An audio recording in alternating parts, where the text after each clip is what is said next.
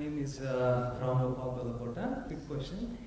Maybe a different perspective. I think we all are hearing a lot about all the massive amounts of corruption, etc., scandals going on.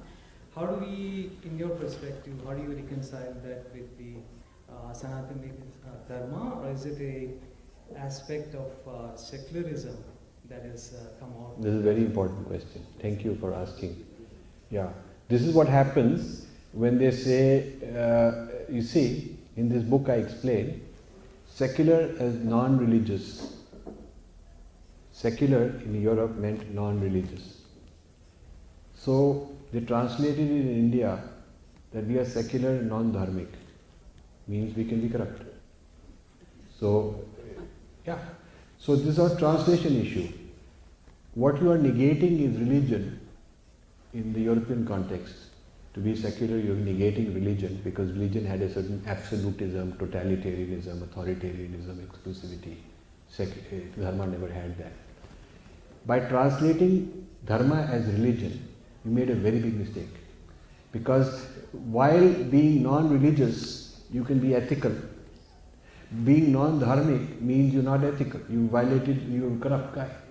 So the core problem of this is mistranslating Dharma as religion and then applying the idea of secularism as non-Dharma to mean secularism in India means non-dharmic. In Europe, secularism is non-religious, now becomes secularism equals non-dharmic. That is the problem. Now, that's a sort of philosophical answer, but a very practical answer to your question is, I differentiate between Dharma as a body of knowledge and practice and ideals. I differentiate between that and the people of India who call themselves Hindu or Dharmic. What you call yourself need not be with the life you're actually living. You could call yourself anything. Yeah? Suppose somebody has a company and he trademarks Good Products is the company name.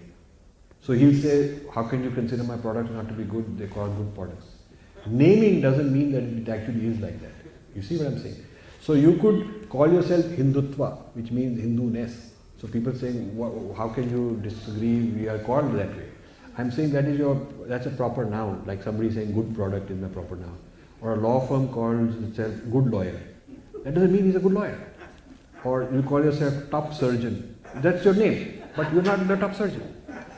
You can name yourself anything. I can name myself Prince Charles. There's no law that says you can't. I can name myself, Rajiv President. I can call myself Rajiv President, but I'm not president. So how you name yourself is not the issue. So people who call themselves dharmic as a name, as an identifier, or Hindu, may or may not be complying with what that standard means. And my view is you have to separate your evaluation of dharma from your evaluation of the current society of India.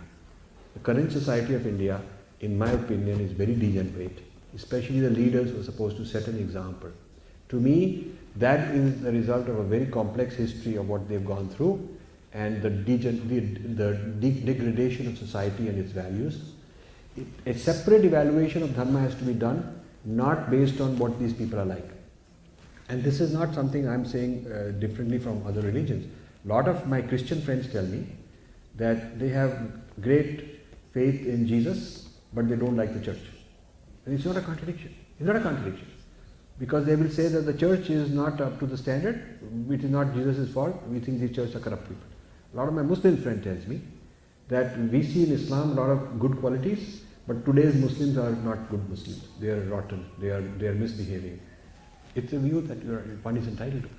I, as a Hindu or a dharmic person, have a right to say that my loyalty is to the dharma, not to people who call themselves Hindus or Hindu politicians or Hindu leaders, because I have a right to find them corrupt. I have a right to say that they're not even complying with they're hypocrites. So there is that dichotomy, which is the problem of India. And what I'd like you to do is differentiate between your assessment of dharma and your assessment of people who happen to call themselves by that name.